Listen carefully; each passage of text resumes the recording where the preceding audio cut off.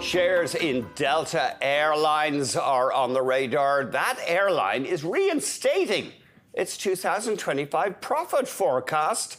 It was just a few weeks ago that the airlines were warning of softer consumer demand. The CEO at the giant carrier says bookings have stabilized. Let's get perspective on this stock from Diana Avigdor, portfolio manager and head of trading at Barometer Capital Management. Diana, thank you very much indeed for joining us. Great to talk to you as ever. Happy Thursday. Interesting. I mean, we thought that the airline industry was in for a rough patch even a few weeks ago, but Delta says things have turned up. Thank you, Andrew, for having me. Seriously, the headlines are finally matching a market move. You and I discussed this last week, how the headlines are always so negative, but the markets are powering ahead. Listen, this is, the CEO said himself, he said that the consumer feels like a little more confident here.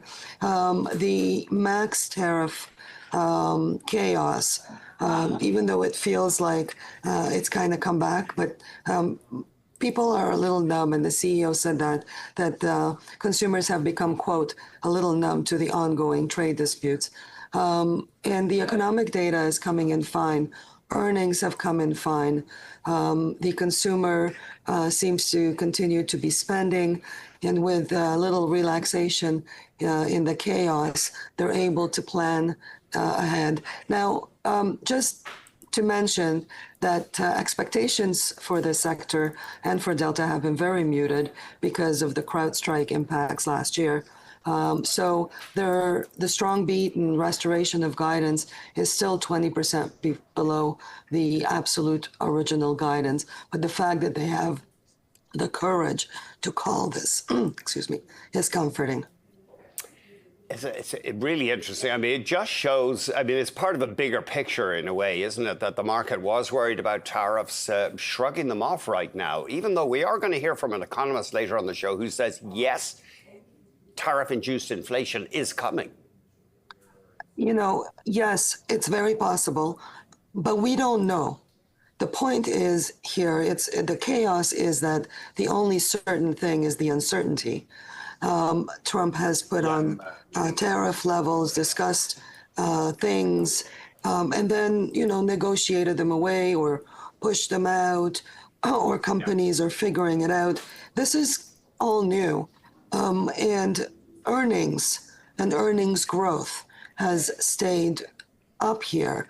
So you have to give things the benefit of the doubt and kind of take the market that you have right now. It's hard to make predictions very far going forward in the best of times, never mind in the times like this where it's changing on a daily basis. Let's have a look at Nvidia. That company briefly topping $4 trillion yesterday, US. First time in history a company has done that. It's been trading at new record highs, needless to say. What do you think, Diana? Is it one that investors feel they have to own? You know, technology sector has been sold down hard in the beginning of the year, and this recent rally, it's really been led by that sector a lot. Other sectors have gone up too, like the financials, of course. Earnings have never been as high as this company, so it's a first on many levels. Listen, there is a revolution going on, the AI revolution. I think that if we were to talk about, you know, when the internet hit, or, you know, that was a life changer, this is a life changer. And so after a small blip, demand has shown to be consistent. But in addition, another thing, a catalyst that's driving the stock is China. The CEO plans a Beijing trip soon. The chip is a version of Nvidia's existing processor modified to meet U.S. President Trump's tightened export control rules. The CEO, I recall not too long ago, maybe a couple of months, said to the U.S. administration that it's a big market to keep yourself out of. And, the CEO, we saw him go with Trump to Saudi Arabian trip. I think that he has some influence into explaining what should happen in the administration, and I think that this benefits the company, and being able to still be exposed to a market as large as China helps. We are awaiting Netflix's latest quarterly results in a week's time. What's your thought? What's your thought on this one? This one is a great winning story. When you really take a step back and look at the business, Netflix has a lot going for them right now, more than any other point in the last few years. I think the business has turned a big corner. About 10 years ago, Netflix realized that they were going to have to invest to get good at producing original content because their ability to license content was going to become more costly. This was hard for them to do, and there were growing pains, but they got good at original content, weathered the storm of new entrants into content production, and Netflix is good at production now, so they've won. They've figured out ad-supported, they're profitable and healthy, and they're going through a period of above-trend subscription growth. So they're firing on all cylinders, and I can't wait to see what they did this quarter. Would you be a buyer of the stock, Diana, right now, Netflix? I think so, and I recognize the path that they've done. It's not at the bottom, but I do think that it has more room to grow. The street has just upped targets on this stock in the last few days.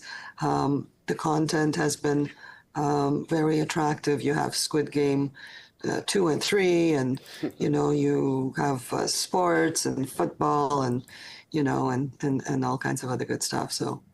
And actually, I forgot to ask you, you may have clarified this, but Nvidia, would you be a buyer of Nvidia right now, Diana?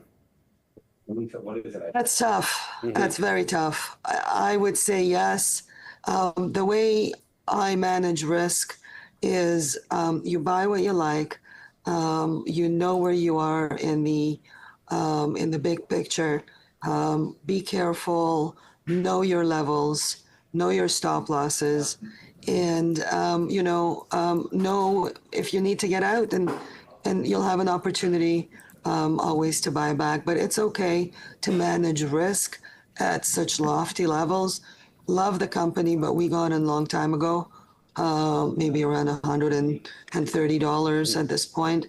The stock is trading now at 162.